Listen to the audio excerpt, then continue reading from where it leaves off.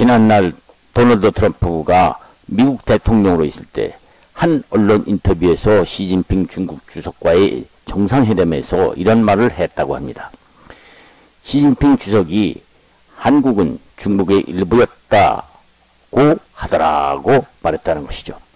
그는 또 이어서 시진핑이 말하기를 한국이 중국의 일부였다는 말은 북한만 이야기한 것이 아니라 한국 전체를 말했다라면서 트럼프는 시진핑 발언을 10분간 듣고 난 뒤 트럼프는 중국을 제껴놓고 북한 문제를 앞으로 다룬다는 것은 쉽지 않겠다는 걸 절실히 깨달았다고 말했다고 합니다. 우리가 이 중국이라는 나라의 시진핑이라는 사람의 이 발언이 사실이라면 앞으로 우리나라는 전략적 차원에서 깊이 반성할 필요가 있지 않을 수가 없는 것이죠. 여기서 트럼프 전 미국 대통령이 쉽지 않겠다고 한 그 뜻이 무엇이었을까요? 당시 트럼프 전 대통령은 한반도에서 중국이 북한을 미국과 중국 사이에 완충지대, 영어로는 머플러 존으로 간주하고 있는구나 라고 생각하고 있었는데 장차 한반도 통일은 중국 때문에 쉽지 않을 것이라고 생각했다는 것이죠. 우리가 생각하는 시진핑이 북한과 남한 사이에 있는 북한만이 한국이나 미국이 완충지대로 생각하고 있는 것이 아니라 남북한 전체를 중국의 일부라고 생각하고 있는 것이 틀림없다고 트럼프 대통령이 느꼈다는 것입니다. 시청자 여러분, 여기서 우리는 중국이 한반도를 중국의 일부로 생각하는 그릇된 사고를 가진 중국을 어떻게 봐야 할까요? 그렇습니다. 솔직히 현실적으로 한국 혼자만의 힘으로는 이러한 대국 근성의 중국을 극복한다는 것은 힘든 것이 현실입니다. 생각해 보십시오. 당장 중국의 서쪽에 있는 티베트는 멀쩡한 독립국가였었는데 지금 중국은 자기의 나라 일부라고 티베트를 탄압하고 있지 않습니까? 시청자 여러분, 그렇기 때문에 우리 소중한 자유민주주의 국가인 대한민국을 지키려면 현실적으로 우리 선각자들이 생각해온 대로 한미 동맹을 통해서만이 잘 활용할 수밖에 없는 위치에 서 있습니다. 생각해 봅시다. 현 시점에서 지구상에서 중국이 유일하게 두려워하는 나라는 미국이 아닙니까? 그러한 미국의 동맹을 잘 유지하고 발전시킨다는 것은 북한의 위협에 대한 억제와 방어를 넘어서서 한반도에 대한 중국의 그릇된 편견을 제어하면서 건설적 역할을 유도하도록 하는데 효과적이지 않을 수가 없는 것이죠. 미국이 좋은 나라이어서가 아니라 지리적으로 동북아시아에서 멀리 떨어져 있고 가장 힘이 세고 역사적으로 한반도에 대한 영토적 야심을 보이지 않는 나라이기 때문이라고 할 수 있죠. 2차 대전 이후 북한의 소련군이 진주할 적에 북한에서는 소련군을 구세주처럼 해방군으로 받아들였지만 지금 러시아와 우크라이나 사태를 보십시오. 2차 대전 이전에는 우크라이나, 러시아는 한반도 한 번도 싸운 적이 없지만은 보십시오. 지금 러시아는 우크라이나 영토 일부를 자기네 땅이라고 집어삼키려고 영토적 야심을 갖고 우크라이나를 표를 만들고 있지 않습니까? 그렇기 때문에 우리는 현실적으로 미국을 활용하는 용미론의 전략적 근거가 여기에 있다고 하지 않을 수 없는 것이죠. 한국 스스로 단결하고 힘을 키우는 자강론이 필요한 것이죠. 만일 앞으로 한국 급변 사태로 남북 통일 문제가 현실적으로 눈에 들어온다면은 우리는 과연 한반도를 속국 정도로 생각하는 사고방식을 불식시키고 진정한 통일로 연결시킬 수 있는 준비가 되어 있는가가 의문이 아닐 수 없는 것이죠. 이때 만일 한국의 대응이 수준 이하라고 판단되면은 중국은 미국이 그토록 경계하는 북한의 비핵화를 중국이 북한을 설득해 줄 터이니 한반도 분단 지속을 미국과 중국의 완충지대로서 서로가 영원히 남북 통일을 놔두자고 할지 모른다는 것이죠. 미국 역시 한미 동맹을 통해서 통일을 이루는 것이 여의치 않다고 판단할 경우에는 이 제안을 받아들이지 말라는 법은 없는 것입니다. 그래서 미중 양국은 코리아 패싱에 의해서 우리 한반도를 분단을 영원히 지속시킬 수밖에 없다고 할런지도 모르죠. 그렇습니다. 그래서 우리는 현실적으로 자유민주주의 한국을 지켜나가려면 한미동맹을 지속하면서도 한반도의 부속도서에 대한 운명을 스스로 개척해 나가는 무서운 나라라는 인식이 미국과 중국 양국 모두 머릿속에 심어주어서 함부로 한국이라는 나라를 건드릴 수 없는 힘을 키워나가는 수밖에 없다고 할 것이죠. 만일 스스로 개척해 나가는 무서운 나라라는 인식이 심어지지 않는다면 한국은 한반도 미래의 주인이 될 수 없는 것입니다. 시청자 여러분, 이 나라가 어떻게 세운 나라입니까? 지금도 지구상에는 러시아, 우크라이나에 폭탄을 퍼붓고 이스라엘이 하마스에 폭탄을 퍼부으면서 약소국가들이 얼마나 고된 삶을 살아가고 있습니까? 그래서 우리도 1951년 1월 4일 중국 공산군이 이 나라를 침략해 들어와서 이를 막아내려고 얼마나 피를 많이 흘렸으며 얼마나 많은 재산을 날렸습니까?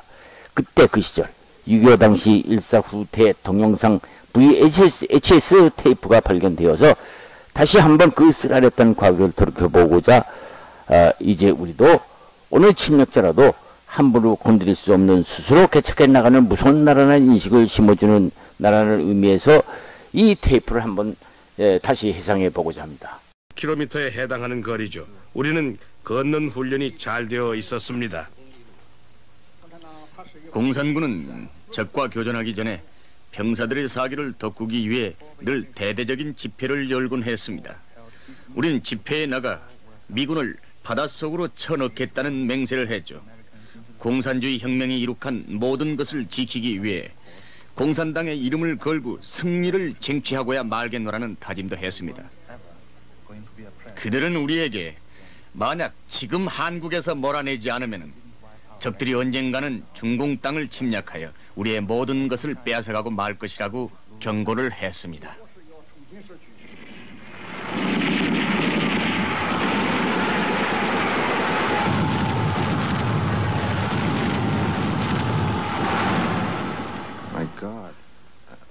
아래를 내려다보니까 중공군들이 개미떼처럼 까맣게 언덕 위로 올라오고 있는 것이었습니다. 소총부대가 정신없이 뛰기 시작했습니다. 대열을 지어서 질서 있게 퇴각할 여유가 없었죠. 적이 막 몰려오고 있었으니까요.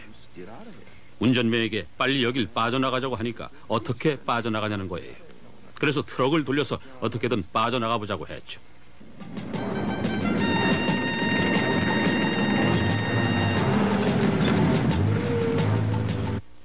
11월에 중공군의 공격을 받은 메거다의 군대는 38선 이남으로까지 밀려나고 말았습니다. 이것이 바로 그 유명한 일사후퇴였죠. 미군이 지니고 있던 그 엄청난 화력과 장비를 감안할 때 1950년 겨울의 미군의 전적은 한마디로 너무나 형편없는 것이었습니다. 당시 영국군 장교들은 육군성에 보고한 기밀문서에서 미군 측이 중공군에 대한 전술을 바꾸지 못하고 있는 것은 근본적으로 병사들의 군기가 빠져있고 지휘관의 리더십이 결여된 데서 비롯된 것이라고 지적을 했습니다. 사실 차량을 버리고 언덕을 걸어 올라가라는 지휘관의 명령에 불복하는 병사들의 태도에는 미군 사령관들 자신조차 두 손 바짝 든 형편이었습니다. 중공군은 대대적인 게릴라 전술을 이용하여 대단한 전적을 올렸습니다. 그들은 길도 없는 산열을 종횡무진 누비고 다녔습니다. 반면 미군은 도로만을 이용해서 행군했기 때문에 차량이 고장나거나 중공군이 도로를 차단해버리면 그야말로 속수무책이었습니다. 그해 겨울 어느 날 아침에 한 미국 연대장은 자기 동료에게 이런 말을 했습니다. 전 미군이 전장에 쓰러져 있는 부상병들을 버려두고 자기만 살겠다고 달아나는 이런 비극은 미국의 역사상 전무후무한 일이다라고 말입니다. 이 모두가 비행기 한 대 제대로 없이 발동기보다 더 무거운 무기를 들고 싸웠던 중공군들 때문이었던 것입니다.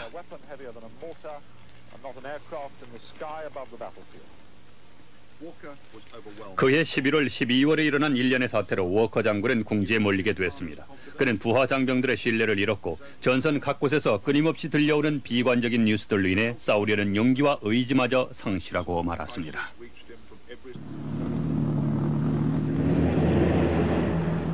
12월 중순 무렵 8군의 제1분대가 또다시 38선을 넘어서 남쪽으로 퇴각하기 시작했습니다. 그들의 뒤를 이어 지치고 부상당한 병사들의 길고 긴 행렬이 계속 이어졌습니다. 그 와중에 중공군이 측면 기습을 해올 것이라는 소문이 끊임없이 나돌아 병사들을 더욱더 공포에 질리게 만들었습니다. 전열은 완전히 흐트러졌습니다. 1951년 정월에 서울은 두 번째로 적의 손아귀에 들어가고 말았고 한강변은 폭파됐습니다. 이승만 정부의 수도 서울은 불바다가 됐고 한반도의 다른 지역들과 마찬가지로 폐허로 변해가기 시작했습니다.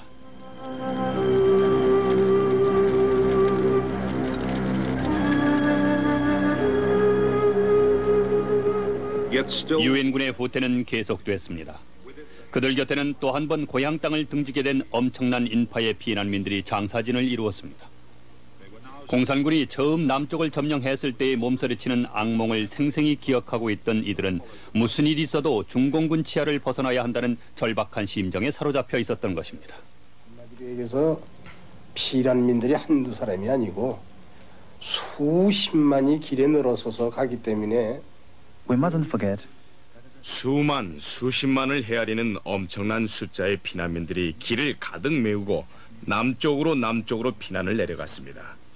지나가다가 들르는 마을들은 대부분 규모가 너무 작아서 우리에게 충분히 쉴 곳을 제공해주지 못했습니다. 어떤 마을에서는 물 한 모금 얻어 마실 수가 없었습니다. 물이 없어서가 아니라 우리가 피난민이라서 줄 수가 없다는 것이었습니다.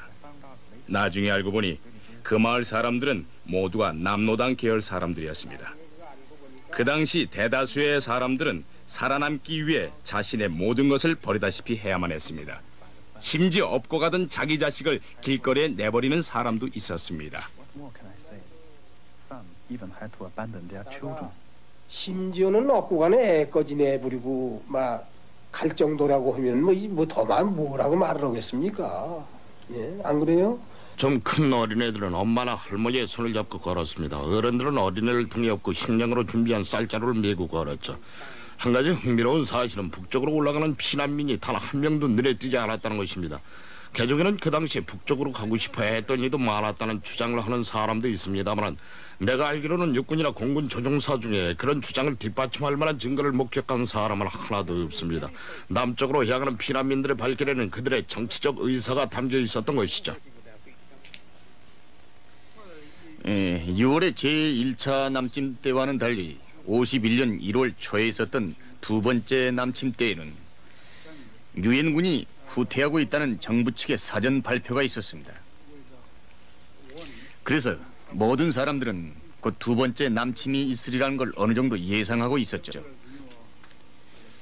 노약자들을 제외한 거의 모든 서울 시민들, 대략 한 95%의 서울 시민들이 서울을 떠나기로 마음먹었습니다.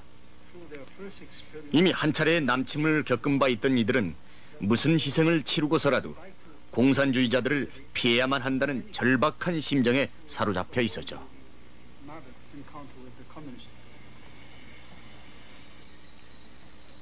피난민들은 무더기로 기차 위에 올라탔습니다. 남녀노소 할 것 없이 아무거나 잡히는 대로 움켜잡고 기차에 매달렸죠. 개중에는 아침에 깨어보니 자기 형이나 언니, 엄마 혹은 아버지가 밤중에 기차 밑으로 떨어져 사라져 버렸다는 경우도 있었습니다. 정말 믿을 수 없을 만큼 처참한 상황이었습니다. 그러나 그들은 삶의 의욕을 잃지 않았고 생에 대한 희망을 버리지 않았습니다. 말로 설명조차 하기 힘든 그 혹독한 상황 속에서 모두들 어떻게 살아남을 수 있었는지 지금도 정말 놀라울 뿐입니다. 피난민들의 처지는 너무도 딱했습니다. 그래서 우리 병사들은 자기네한테 공급되는 배급 식량을 굶주리는 피난민들에게 나눠주곤 했죠. 그리고는 자기들 먹을 게 없어서 쩔쩔매는 거예요. 그래서 할 수 없이 피난민들이 설령 굶어 죽어가고 있더라도 그들에게 군 배급 식량을 나누어 주어서는 안 된다는 명령을 하달했습니다. 또 하나 어려웠던 점은 북한 사람과 남한 사람을 구별할 수가 없었다는 점입니다.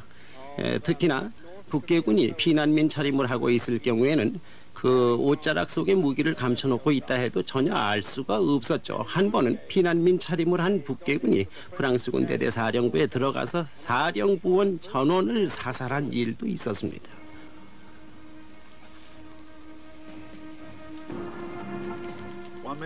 중공군의 한국전 개입을 그 몇 주 전에 있었던 유엔군의 북한 진주와 같은 맥락에서 비교하는 사람들도 있습니다. 중공이 애당초 전쟁에 개입했던 것은 아마 유엔군을 중공 국경에서 몰아내야 한다는 단순한 이유 때문이었을 것입니다.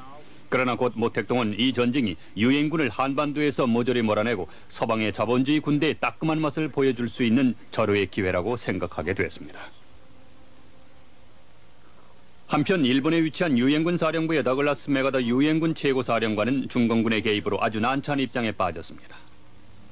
사실 이곳 다이치 유엔군 사령부 사무실에 앉아있던 맥아더로서는 중공군의 개입이 처음에는 그다지 심각한 일로 받아들여지지 않았습니다. 나중에 가서 사태의 심각성을 인정하지 않을 수 없는 상황에 이르렀을 때조차도 그는 그 자신의 군대에 어떤 일이 일어나고 있는지를 직시하려 하지 않았습니다. 그러나 한국에서 계속 나쁜 소식이 들려오자 그는 점점 번민하기 시작했습니다. 그는 공군력을 동원해서 중공 본토를 공격하도록 허락해주지 않는 워싱턴을 비난했습니다. 또한 중공과의 전면전의 위험을 감수하지 않겠다는 영국 측의 우유부단한 태도도 비난했습니다. 그는 중공군의 전쟁 개입이라는 충격적인 사건을 미리 예측 못했다는 이유로 그 자신을 제외한 모든 이들을 비난했습니다. 그러나 일단 중공 측이 전쟁에 개입한 이상 이제 문제는 어떻게 그들과 싸워 이기는가 하는 것이었습니다. 맥아더는 서방 측이 언젠가는 공산주의자들과 전쟁터에서 운명적으로 맞붙을 수밖에 없다고 믿고 있었습니다. 어차피 승부를 판가름해야 할 운명이라면 미국이 핵무기라는 요술 방망이를 가지고 있을 때 싸워야 한다는 것이 그의 논리였죠. 한국 주둔 유엔군들의 암흑기라 할 이 무렵 미국의 동맹국들은 미국이 군사적인 수세에 몰려 무슨 도발적인 일이라도 저지를까 봐 크게 우려하고 있었습니다. 그들이 무엇보다도 가장 두려워하는 것은 미국이 원자폭탄을 사용하지는 않을까 하는 것이었습니다. 영국 수상에 들리는 트루만에게서 이 문제에 대한 다짐을 받아두기 위해 워싱턴으로 급히 날아갔습니다. 당시 트루만 대통령은 공산주의자들에게 핵무기를 사용할 가능성을 전혀 배제하지는 않겠노라는 비교적 강경한 자세를 취하고 있었습니다. 워싱턴에 있는 트루만 대통령의 군사 자문관은 대통령에게 한국 전쟁의 전세를 역전시킬 수 있는 유일한 길은 핵무기를 사용해서 중공 각지의 주요 도시를 공격하는 방법밖에 없다고 조언했습니다. 그러나 대통령은 단 20초도 생각하지 않고 핵무기의 사용은 절대 안 된다고 결론을 내려버렸습니다. 물론 그 당시 핵무기 사용에 대해 많은 논란이 있었던 것은 사실이지만 트루만 대통령 자신은 한국이나 중공에 핵무기를 떨어뜨리는 문제를 심각하게 고려해 본 적은 한 번도 없었던 것입니다. 그러나 사실 당시 미군 측은 한국전에 원자폭탄을 사용하는 계획을 비밀리에 추진하고 있었습니다. 대다수의 미국인들은 핵이라는 기막힌 무기를 가지고 있는 미국이 왜 그것을 이용해 흉악한 아시아의 공산당을 쳐부수지 못하는지 이해하지 못했습니다. 만약 그때 미군이 공산군에 패해 한반도에서 밀려나고 말았더라면 트루만 대통령은 핵무기를 사용하라는 여론의 압력에 굴복할 수밖에 없었을지도 모릅니다. 맥아더는 미국의 전 군사력, 그중에서도 특히 공군력을 총동원해서 공산주의자들을 타도해야 한다고 굳게 믿고 있었습니다.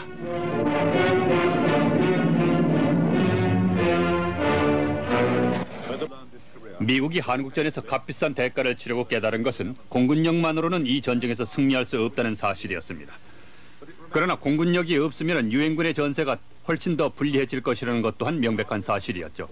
1950년 겨울 유엔군의 전세가 최악의 상태에 빠졌을 무렵 공군 사령관들은 맥아더의 군대를 한국에 진주시키는 문제를 긍정적으로 검토하고 있었습니다. 그럼에도 불구하고 한국 주둔 유엔군들은 암울하고 비관적인 분위기를 떨치지 못한 채 크리스마스를 맞이했습니다. 당시 유엔군이 적군의 공세를 늦출 수 있는 유일한 방법은 후퇴의 속도를 빨리해서 적군의 보급선을 점점 더 연장시키는 방법뿐이었습니다. 이 무렵 유엔군들 사이에서는 절망과 무기력의 분위기가 전염병처럼 번져나가고 있었습니다. 엎친 데 덮친 격으로 12월 23일 아침 8군 사령관인 월튼 워커 장군의 집차가 트럭과 충돌해서 워커 장군이 사망하고 말았습니다. 그러나 역사의 아이러니나 할지 워커 장군의 죽음은 오히려 하나의 전환점이 됐습니다. 리치웨이 사령관이 한국에서 단 몇 주일 동안 이룩해낸 업적은 모든 사람들의 경탄을 자아낼 만한 것이었습니다. 그는 사기가 땅에 떨어진 유엔군 부대에 우리도 중공군을 이길 수 있다는 신념을 불어넣어 주었고 전투에서 그것을 실제로 입증해 보여주었습니다. 당시 후퇴를 거듭했던 유엔군에게 한 가지 유리한 점이 있었다면 그것은 물자의 보급선이 짧다는 것이었습니다. 반면에 중공군 측의 보급선은 굉장히 길었죠. 리치웨이는 적에게 포위를 당해도 끝까지 버텨나갈 수 있는 전천후 참호를 파괴했으며 좀 더 조직적으로 전투를 하도록 병사들을 훈련시켰습니다. 그는 또한 단결된 지도력 밑에서 서방 군대의 화력이 어떤 위력을 발휘할 수 있는가를 중공군에게 유감없이 과시했습니다. 1951년 초에 몇 주 동안 중공군은 전투 때마다 유엔군 비행기와 탱크, 대포의 위력에 번번이 무릎을 꿇어야만 했습니다. 이제 유엔군은 공산군을 밀어붙이면서 1마일씩 힘겹게 북쪽으로 다시 진군에 올라가기 시작했습니다.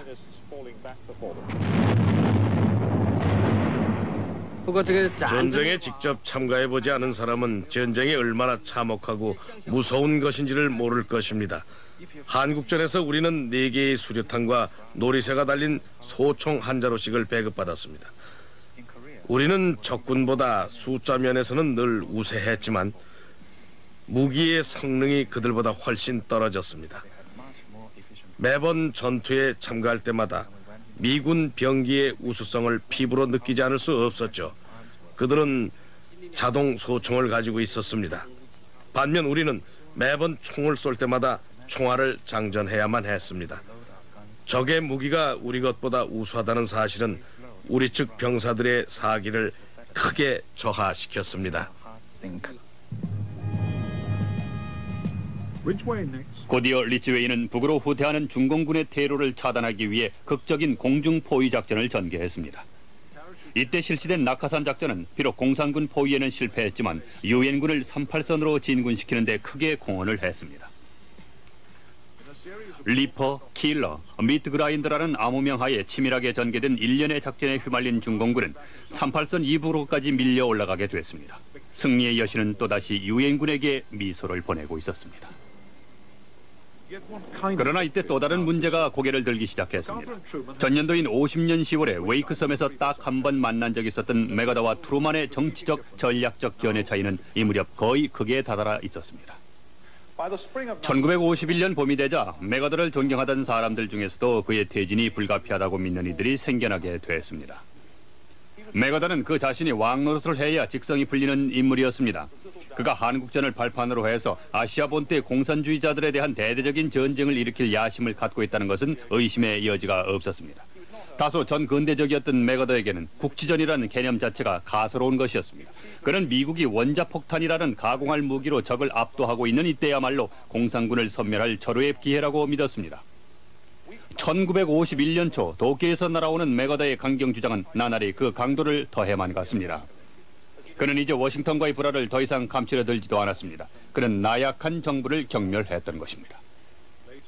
후일 메가더는 미 의회에 나가 공산주의자들에 대한 전면전의 필요성을 이렇게 역설했습니다. 전 세계가 공산주의의 위협에 시달리고 있습니다. 한 부분을 침식한 공산주의는 곧이어 다른 모든 부분까지 침식해 들어갈 것입니다. 우리가 만약 아시아에서 공산주의에 굴복한다면 유럽 공산주의 세력의 확대를 저지하려는 노력도 한꺼번에 물거품이 되고 말 것입니다.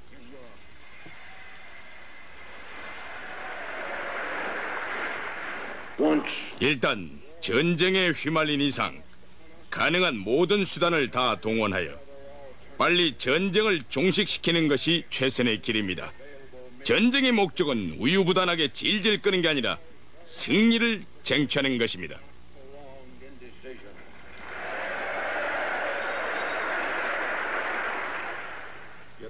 그러나 한국전이 확대되는 것을 방지해야 한다는 입장을 계속 고수했던 트루만 대통령은 이 무렵 한국의 장래에 관한 타협안을 모색하기 시작했습니다. 우리가 이 전쟁을 한국 내에 국한시키기 위해 노력해야 하는 데에는 다음과 같은 필연적인 이유가 있습니다. 첫째는 우리의 소중한 병사들의 생명을 헛되이 잃지 않기 위해서이고, 둘째는 우리 미국을 비롯한 자유세계 우방들의 안보가 흔들리는 것을 방지하기 위해서이며, 셋째는 제3차 세계대전의 발발을 막기 위해서입니다. 트루만 대통령이 메가더 장군을 해임시키기로 최후 결정을 내렸을 때 난 대통령을 지지했습니다. 나는 그의 입장을 이해할 수가 있었습니다. 그는 당시에 자신의 심정을 이렇게 토로했죠. 나 말고도 미국 대통령 노릇을 할 수 있는 사람은 얼마든지 있을 것이다. 그러나 현재 대통령은 나다. 내가 지금 밀게 장군에게 무릎을 꿇어버린다면 내 후임자에게 면목이 서지 않는 일이다. 그러니 메가더를 해임시킬 수밖에 없다고 말입니다. 1951년 4월 11일 메가더는 리츠웨이에게 유엔군 사령관의 자리를 물려주고 도쿄를 떠났습니다. 대통령의 권위에 대한 그의 도전적 태도는 더 이상 용납될 수 없었던 것입니다. 미국의 동맹국들은 메가더의 해임을 불가피한 것으로 받아들인 반면 일본인들은 그가 떠나는 것을 슬퍼했고 미국인들은 그를 돌아온 영웅으로 맞아들였습니다. 지구의 반바퀴에 걸친 메가더 장군의 승리의 행진은 뉴욕에 와서 그 절정에 이르렀습니다. 뉴욕 시민들은 영웅을 맞이하기 위해 너나 할 것 없이 거리로 뛰어나왔습니다.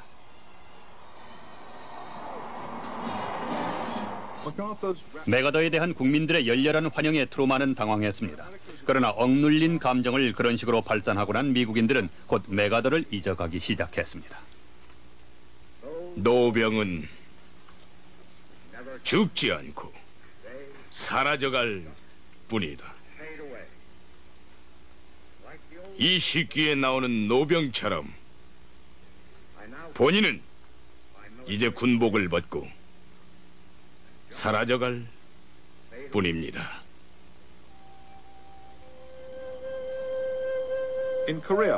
한편 한국에서는 1951년 4월에 중공군의 전면적인 반격이 시작됐습니다. 그들은 대규모의 인해 전술로 유엔군을 밀어붙였습니다.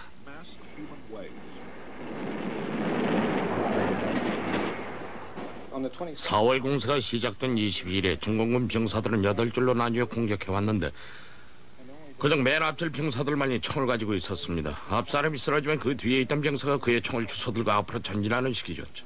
그 모습은 정말이지 무섭고 섬찟하기까지 했습니다.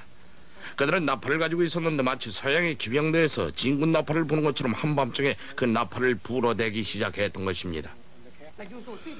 언덕을 점령해야 할 경우 처음에는 너희들이 일개 소대를 보냈습니다. 소대 병력으로는 어림도 없는 일임을 잘 알면서도 말이죠. 소대원들이 전멸을 하고 나면 중대를 보내고 중대가 전멸을 하고 나면 대대를 보냈습니다.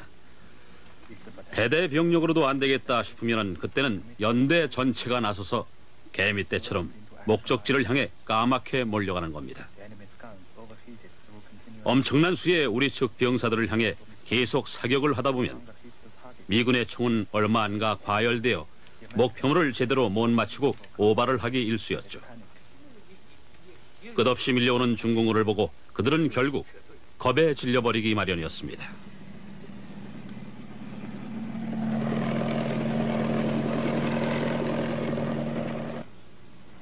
1951년 여름까지 100만 명의 전투원들, 즉 중공군, 한국군, 미군 그리고 연합군들은 한국 중부에 있는 능선 위에서 교착 상태에 빠져 있었습니다.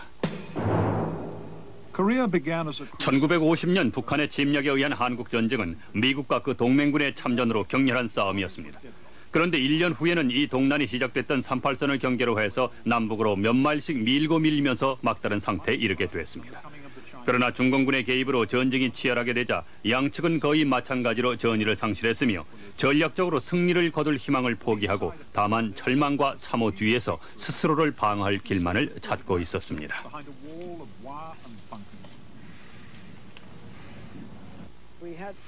싸움이 교착 상태에 빠져들고 있을 때 로드 알렉산더 육군 원수가 우리를 방문하고 이렇게 말을 하더군요. 이곳에 와보니 1914년에서 18년까지 내가 겪었던 전투의 참호 생각이 나는군요. 그때도 물론 많은 참호와 함께 철망과 지뢰가 부설되어 있었습니다. 그런데 가장 큰 골칫거리는 날씨였거든요. 겨울이면 기온이 영하 40도 이하로 내려가고 이따금 매서운 시베리아 바람이 휘몰아치기 때문이었습니다. 잠시만 밖에 손을 내놓아도 빳빳하게 손이 굳어버릴 지경이었으니까요. 우리는 두 개의 고지에서 중공군과 대결하고 있었는데 그 두 고지 사이에는 골짜기가 있었죠. 그 골짜기는 모두 논이었습니다. 그래서 겨울엔 여간 불편한 게 아니었어요. 너무나 추웠고 또 여름엔 모기가 어찌나 극성인지 정찰 근무하기가 아주 힘들었죠.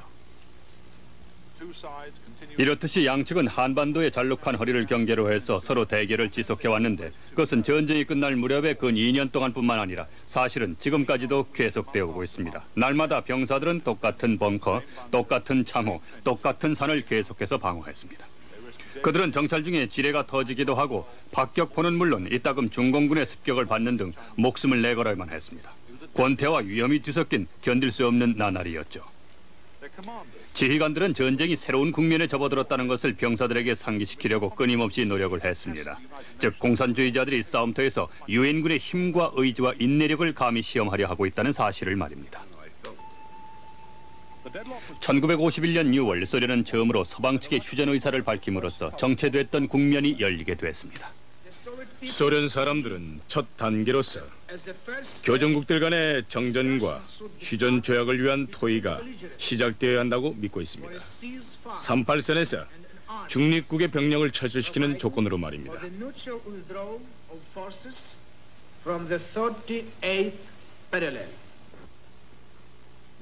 양측은 만나기로 합의했습니다. 그리하여 1951년 7월 10일 개성에서 첫 휴전 회담을 하기 위해 유엔 대표단이 소집됐습니다. 개성은 공산 치하에 있던 도시였는데 공산주의자들은 첫 시작부터 정치적이며 심리적인 이점을 얻기 위해 그 기회를 이용했던 것입니다. 그러나 회담은 장기화됐고 이때 연합군 측의 통역관은 호리스 언더우드였습니다. 우리가 처음 개성에 갈 때는 우리 집 차에 백기나 뭐 그런 걸 달고 가야만 했습니다. 북한 사람들은 유엔 사령부가 투항을 하는 거라고 생각했나 봅니다. 첫 회담은 식당 안의 찻집에서 열렸습니다. 그것은 사실상 아름다운 곳이었습니다. 그리고 제 테이블이 마련됐는데 북한 사람들의 것은 이것처럼 이런 표준 치수의 의자였고 유엔 대표단을 위해서는 아주 낮은 안락 의자를 준비했더군요. 그리하여 그들은 우리를 아래로 내려다보면서 일종의 심리적인 우월감을 가지려고 했던 거죠. 유엔군은 북한 측이 포기할 준비를 하거나 아니면 어느 정도 성의를 가지고 즉시 결정을 내릴 거라고 추측했습니다. 우리 쪽 생각으로는 누구나 다 그들이 이 일을 2, 3일이 아니면 길어야 2주일 정도면 해결을 지을 거라고 기대하고 있었습니다. 그런데 협의사항을 결정하는 일에서부터 난관에 부딪혀 그 의제를 정하는 데만도 18일이나 걸렸습니다. 북한 측의 제안은 최종적인 결론과 같았습니다. 38도선의 한계선을 설정하고 전쟁 포로를 교환하며 외국 군대를 철수하는 거였죠. 이것은 의제라기보단 일종의 결론이란 느낌이었는데 이 결론적인 사항을 어떻게 실천하느냐가 문제였습니다. 반면에 유엔 사령부가 내놓은 것은 정상적인 의제 항목으로 사료될 만한 것이었습니다. 8월 말경에 개성에서 회담이 열렸습니다. 유엔 측에서 볼 때 공산주의자들은 자기들의 조건이 받아들여지지 않으면 여전히 협상을 수락할 의사가 없다는 게 분명했습니다. 사실 그들은 전투에서 단지 그들의 힘을 강화하기 위해 이 소강 상태를 이용하고 있었던 것입니다. 10월 초에 유엔군은 새로 협공을 가하게 됐고 그리하여 38선을 넘어 19마일 정도 앞으로 밀고 올라갔습니다. 이것은 공산 측으로 하여금 유엔군의 화력 앞에서는 그들이 무력하다는 걸 인식시키는 데 매우 중요한 효과가 있었습니다. 그리하여 1951년 10월 25일 두 전선 사이에 위치한 판문점의 텐트 속으로 장소를 옮겨 다시 휴전 회담이 시작됐습니다. 홍보전에서 우위를 차지하려는 대결이 이제는 싸움터로까지 확산돼 확성기의 쇳소리가 총알 속을 누비고 흘러들었습니다.